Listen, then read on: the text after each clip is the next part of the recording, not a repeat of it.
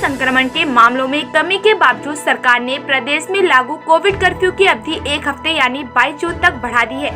साथ ही 15 जून से चारधाम यात्रा को भी 3 जिलों चमोली, रुद्रप्रयाग और उत्तरकाशी के लोगों के लिए खोल दिया है।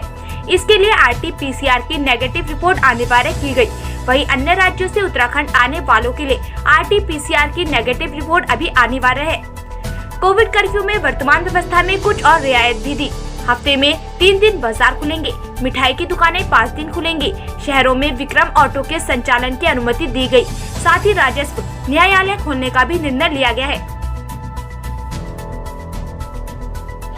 कोविड-19 की परिस्थितियों को देखते हुए आज सरकार ने इस राज्य में कोविड कर्फ्यू को 15 तारीख से 22 तारीख तक बढ़ाने का निर्णय लिया, जिसमें पुरानी SOP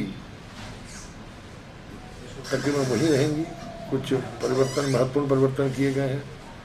मसलन बद्रीनाथ दर्शन के लिए चमोली जनपद के लोगों को RT-PCR नेगेटिव रिपोर्ट के साथ दर्शन की अनुमति दी गई है। इसी तरह रुद्रप्रयाग जनपद के लोगों को केदारनाथ दर्शन की अनुमति RT-PCR नेगेटिव रिपोर्ट के साथ, और इसी तरह से उत्तरकाशी जनपद के निवासियों को गंगोत्री या यमुनोत्री के दर्शन की अनुमति RT-PCR नेगेटिव रिपोर्ट के साथ देने का निर्णय लिया गया।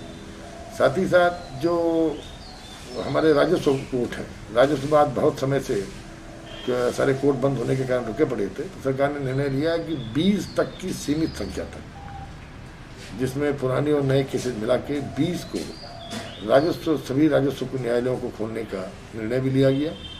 इसके साथ ही मिठाई के दुकानों की एक समस्या थी कि मिठाई खराब होने को लेकर उन्होंने समस्या कही थी, तो ये निर्णय लिया गया कि मिठाई की दुकानें अब सप्ताह में 5 दिन खुली रहेंगी।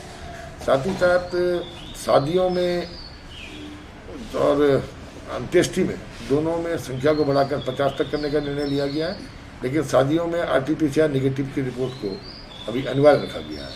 इसके अलावा विक्रम टेम्पो ऑटो जो काफ़ी समय से रुके पड़े थे, उनको भी चलने की अनुमति देने का निर्णय लिया गया, क्योंकि इस समय स्थिति आसान रूप नीचे तो आ रही है, लेकिन इसको एकदम आप इस तरह नहीं कह सकते कि हमने कोविड पे जीत पा ली। व्यापारी भाइयों से भी हमारी अपील है कि थोड़ा परेशानी ज़रूर होगी, लेकिन ये हफ्ता सबसे महत्वपूर्ण वो हफ्ता होगा, और 15 से 22 के बाद संभवतः सरकार अनलॉकडाउन की तरफ आएगी, और जिससे मैं समझता हूँ कोविड की जंग को जीतने में हमें आप सबके सहयोग से जो है सरकार को जीत मिलेगी। ग्रामीण क्षेत्रों को लेकर और ग्रामीण बाजारों के लिए इसमें पुनः जिलाधिकारियों को अधिकृत किया गया कि जिलाधिकारी अपने विवेक से वहाँ की स्थिति देख कर निर्णय ले लें।